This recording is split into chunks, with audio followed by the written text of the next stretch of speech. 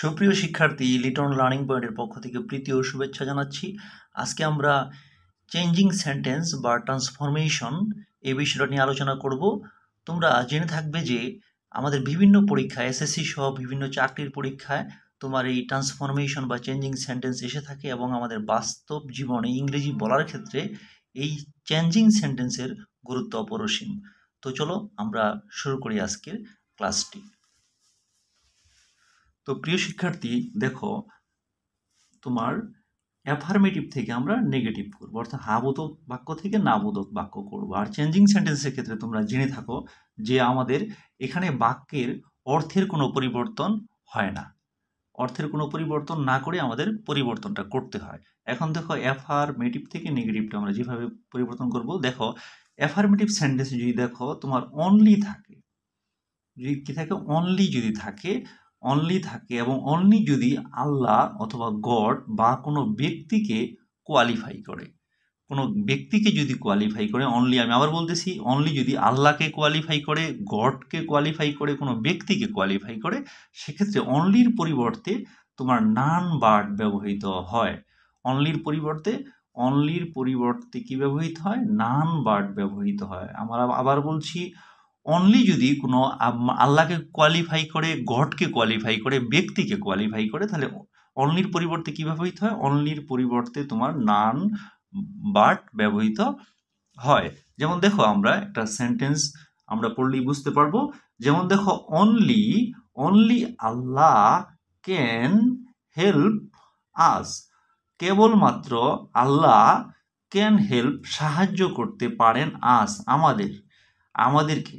ঠিক আছে, কেবলমাত্র অনলি আল্লাহ ক্যান হেল্প আস, কেবলমাত্র আল্লাহ সাহায্য করতে পারেন আমাদেরকে, মানে কেবলমাত্র আল্লাহ আমাদেরকে সাহায্য করতে পারেন। এখন দেখো, এখানে দেখো অনলির পরবর্তী যে শব্দটা, এই শব্দটা তোমরা সবসময় খেয়াল করবা। অনলির পরবর্তী যে শব্দটা, এই শব্দটা আল্লাহ থাকে, আর যদি আল্লাহ থাকে, গড থাকে বা কোনো ব্যক্তি থাকে, সেক্ষেত্রেই তোমার কি হবে?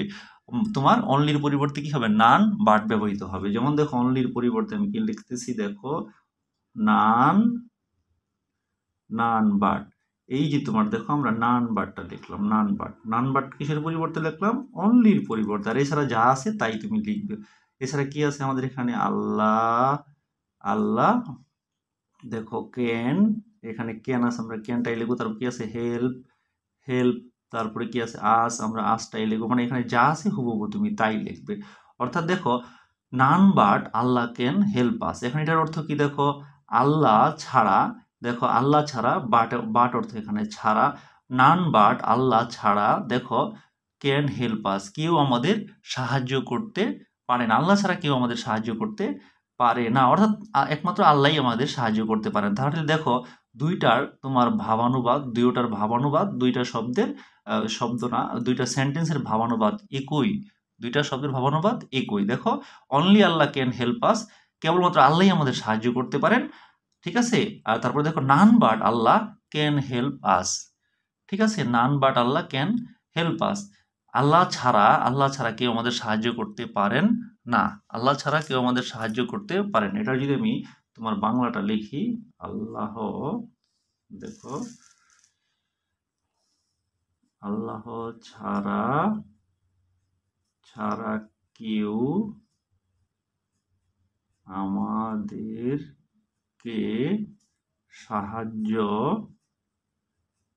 সাহায্য করতে পারে না, আল্লাহ ছাড়া কেউ আমাদের সাহায্য করতে পারে না। তাহলে প্রিয় শিক্ষার্থী, দেখো, এই তোমার অ্যাফার্মেটিভ এবং নেগেটিভ অর্থ কিন্তু একই রইল, কিন্তু তোমার কি, তোমার সেন্টেন্সের স্ট্রাকচারটা কিছু পরিবর্তন হয়ে গেছে। অর্থাৎ অনলির পরিবর্তে আমরা লিখেছি কি? নান বাট লিখেছি। তারপরে দেখো নেক্সট সেন্টেন্সটা দেখো তোমরা, প্রিয় শিক্ষার্থী, নেক্সট সেন্টেন্স দেখো। তারপরে অ্যাফার্মেটিভ যে সেন্টেন্সটা অনলি, দেখো এখানেও অনলি আছে। অনলি রহিম, কেবলমাত্র রহিম ক্যান ডো, করতে পারে, দা সাম, অঙ্কটি। দা সাম অর্থ কি? অঙ্কটি কেবলমাত্র রহিমই করতে পারে। ঠিক আছে, অঙ্কটি কেবলমাত্র রহিমই করতে পারে। এখন দেখো, অনলির পরের যে শব্দটা দেখো তোমরা, পরের শব্দটা এটা ব্যক্তি। আমরা বলছিলাম কি যদি ব্যক্তি থাকে, তোমার আল্লাহ থাকে, গড থাকে, তাহলেই তোমার অনলির পরিবর্তে কি হবে, নান বাট হবে। অনলির পরিবর্তে নান বাট হবে। তাহলে নিশ্চিন্তে তুমি অনলির পরিবর্তে নান বাটটা লিখে দেবে। অনলির পরিবর্তে তুমি কি করবে, নান বাটটা লিখে দেবে। এখন তো অনলির পরিবর্তে আমরা লিখবো কি তোমার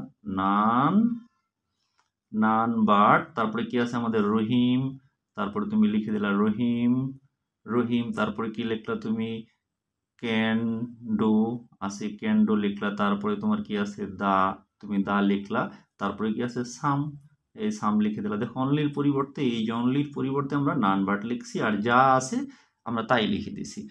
দেখো প্রিয় শিক্ষার্থী, অনলি রহিম ক্যান ডো দা সাম, কেবলমাত্র রহিমই তোমার কি করতে পারে, অঙ্কটি করতে পারে। এখন দেখো নান বাট রহিম ছাড়া ক্যান ডো দা সাম, রহিম ছাড়া অঙ্কটি কেউ করতে পারে না। রহিম ছাড়া কেউ অঙ্কটি করতে পারে না। রহিম ছাড়া কেউ অঙ্কটি করতে পারে না। উপরে একটা ছিল কেবলমাত্র রহিমই অঙ্কটি করতে পারে, তারপরে রহিম ছাড়া কেউ অঙ্কটি করতে পারে না, তার মানে রহিমই শুধু করতে পারে। ঠিক আছে, তারপর নেক্সট সেন্টেন্সেস দেখো প্রিয় বন্ধুরা, আমাদের নেক্সট সেন্টেন্সটা কি দেখো। নেক্সট সেন্টেন্সটা আমরা মধ্যে যেটা সেটা দেখো, সেটা হলো দেখো অনলি, এখানেও অনলি আছে, অনলি মিলি দেখো একটা মেয়ে, অনলি মিলি কেবলমাত্র মিলি কেম এসেছিল টু সি দেখতে মি আমাকে দেখতে এসেছিল। কেবলমাত্র মিলি আমাকে দেখতে এসেছিল। এখন মিলির পরে দেখো অনলির পরে মিলি এটা একটা কি তোমার, এটা একটা ব্যক্তি। আমরা জানি ব্যক্তি আল্লাহ গড যদি থাকে অনলির পরে, তাহলে অনলির জায়গায় কি হয়, অনলির পরিবর্তে নেগেটিভ করতে গেলে অনলির পরিবর্তে কি ব্যবহৃত হয়, নান বাট ব্যবহৃত হয়। তাহলে অনলির পরিবর্তে আমরা কি লিখবো, অনলির পরিবর্তে আমরা লিখবো নান বাট, তারপরে আমরা কি লিখবো মিলি, তারপরে কেইম লিখবে, কেইম আছে, তারপরে টু, তারপর কি আছে তারপর কি আছে মি। এখন দেখো অনলির পরিবর্তে আমরা কি লিখেছি, নান বাট, আর যা আছে সেম সব আমরা লিখেছি। এখন দেখো only Milly came to see me, কেবলমাত্র মিলি আমাকে দেখতে এসেছিল। None but Milly came to see me, দেখো সি মি, মিলি ছাড়া কেউ আমাকে দেখতে আসেনি, তার মানে কি মিলি এসেছিল, মিলি ছাড়া আমাকে দেখতে কেউ আসেনি। তো সুপ্রিয় শিক্ষার্থী, আশা করি তোমরা এটা বুঝতে পেরেছ। তারপর দেখো আমরা অনলির আরো কিছু ব্যবহার আমাদের রয়েছে, সেগুলো আমরা এখন পর্যায়ক্রমে জানব। হ্যাঁ প্রিয় শিক্ষার্থী দেখো, তারপর এখন অনলির পরে যদি তোমার বস্তুবাচক শব্দ থাকে,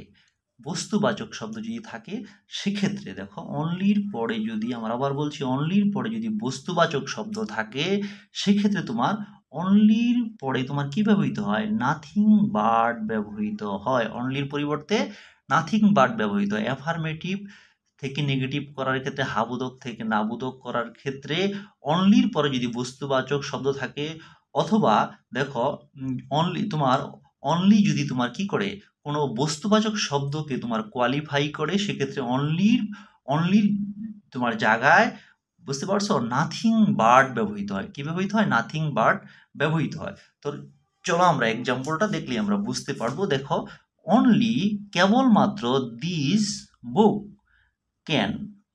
ক্যান হেল্প ইউ, অনলি কেবলমাত্র এই বই ক্যান হেল্প সাহায্য করতে পারে কি, তোমাকে বা তোমাদেরকে, যাই বললা, কেবলমাত্র এই বই ক্যান হেল্প সাহায্য করতে পারে তোমাকে। এখন দেখো অনলির পরে যে শব্দটা আছে দিস বুক, অনলি তোমার দিস বুককে কোয়ালিফাই করেছে। তাহলে অনলির পরিবর্তে তোমার, যেহেতু তোমার বস্তুবাচক শব্দ, এই বই একটা বস্তুবাচক শব্দ, সেক্ষেত্রে তোমার অনলি পরিবর্তে আমরা কি লিখবো, নাথিং। দেখো নাথিং, এই অনলির পরিবর্তে আমরা কি লিখবো, নাথিং। দেখো নাথিং, তারপর কি লিখবো, নাথিং বাট, এই অনলির পরিবর্তে আমরা লিখলাম নাথিং বাট, তারপরে আমরা কি লিখবো, দিস বুক, তারপর যা আছে তাই লিখবো, দিস বুক তারপরে দেখো ক্যান ক্যান, তারপরে কি লিখবো আমরা help help you help you. দেখো nothing but this book can help you. এই বই ছাড়া দেখো এই বই ছাড়া তোমাকে আর কিছুই তোমার সাহায্য করতে পারে না। এই বই ছাড়া তোমাকে আর কিছুই সাহায্য করতে পারে না। নাথিং বাট অর্থ ছাড়া তোমরা জানোই। দিস বুক এই বই ছাড়া, তারপরে ক্যান দেখো ক্যান হেল্প সাহায্য করতে পারে না ইউ তোমাকে। এই বই ছাড়া কোনো কিছু তোমাকে সাহায্য করতে পারে না। তার মানে তোমরা বুঝতে পেরেছো যে তোমার অর্থের কোনো পরিবর্তন হচ্ছে না। চেঞ্জিং সেন্টেন্স বা ট্রান্সফরমেশনে অর্থের কোনো পরিবর্তন হয় না। দেখো আবার সেন্টেন্স নিয়ে পড়ছি, only this book can help you. কেবলমাত্র এই বইটি তোমাকে সাহায্য করতে পারে।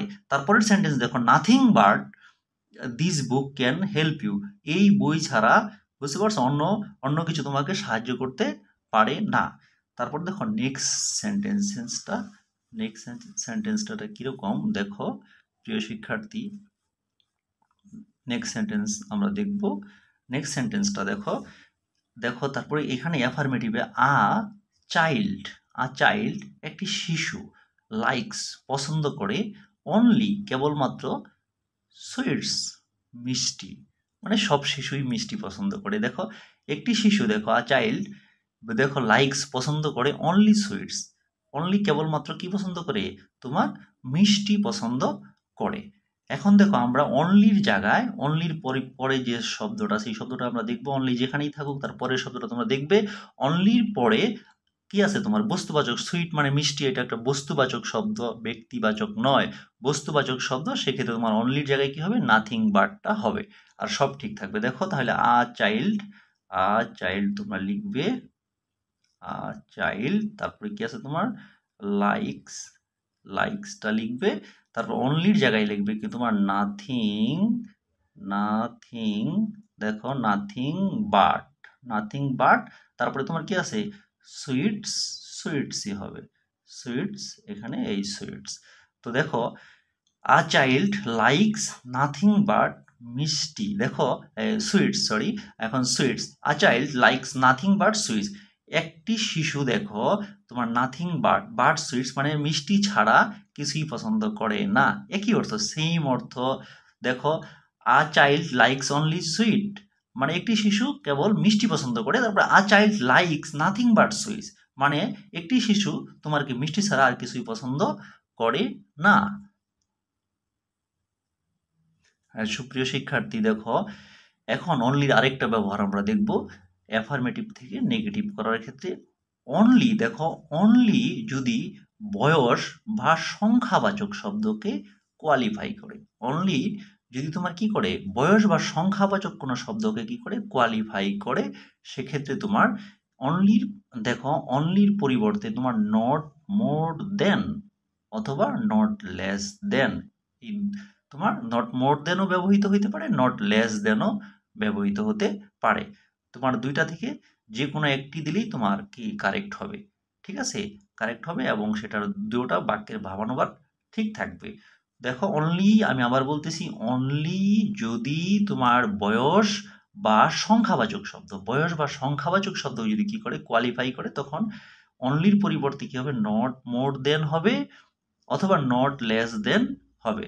তো চলো আমরা এক্সাম্পল দেখি, এক্সাম্পল দেখলে আমরা বুঝতে পারবো। এখন দেখো এখানে দেখো ফার্স্ট সেন্টেন্সেস আই নিড অর্থ কি, আমার প্রয়োজন 10 টাকা 10 টাকা অনলি, আমার কেবলমাত্র কি 10 টাকা প্রয়োজন, আমার কেবলমাত্র 10 টাকা প্রয়োজন। এখন দেখো এখানে অনলিটা তোমার 10 কে তোমার কি করেছে, 10 কে তোমার কি করেছে, এখানে 10 কে তোমার মডিফাই করেছে, মডিফাই বা কোয়ালিফাই করেছে। দেখো তোমার দেখো অনলি তোমার এখানে 10 কে কোয়ালিফাই করেছে। তোমার এক্ষেত্রে দেখো আমরা এখানে কিভাবে লিখবো, দেখো আই তারপরে দেখো এখানে যেহেতু নেগেটিভ অবশ্যই নট তো আসবেই, ডো নট যেহেতু অক্সিলারি ভার্ব নেই। তারপরে দেখো আই ডো নট নিড দেখো আই ডো নট নিড, তারপরে কি আছে তোমার মোর দেন, যেহেতু নটটা আগে লিখেই ফেলছি আমরা, এখন শুধু মোর দেনটা দিলেই হবে, মোর দেন দেখো মোর দেন 10 টাকা। দেখো আমরা আইটা, এই যে আইটা, আমরা আইটা লিখেছি। তারপরে এখন দেখো অক্সিলিয়ারি ভার্ব যেহেতু এখানে নাই, আমরা এখানে ডোটা ব্যবহার করছি। আর নট তো আমাদের যে ফর্মুলা, ফর্মুলা থেকে নট ছিল, তারপর নিডটা লিখেছি। তারপর দেখো নট মোর দেন, এই যে মোর দেন লিখেছি আমরা। তারপর এই টেন আমরা এই যে 10 লিখেছি। তারপরে এই যে টাকা, এই টাকাটা লিখেছি। আর অনলিটা বাদ হয়ে গেছে। দেখো অর্থটা কি হয়, আই নিড 10 টাকা অনলি। আমার প্রয়োজন, আমার কেবলমাত্র 10টি টাকা প্রয়োজন। দেখো আই ডো নট নিড, দেখো আমার প্রয়োজন নেই, আই ডো নট নিড মানে আমার প্রয়োজন নেই মোর দেন 10 টাকা, মানে 10 টাকার চেয়ে বেশি। দেন অর্থ হচ্ছে, তোমরা জানো দেন অর্থ হচ্ছে মানে 10 টাকার চেয়ে মোর অর্থ বেশি। 10 টাকার চেয়ে বেশি আমার প্রয়োজন নেই, 10 টাকার চেয়ে বেশি আমার কি নেই, প্রয়োজন। I do not need more than 10 taka, আমার 10 টাকার চেয়ে বেশি প্রয়োজন নেই।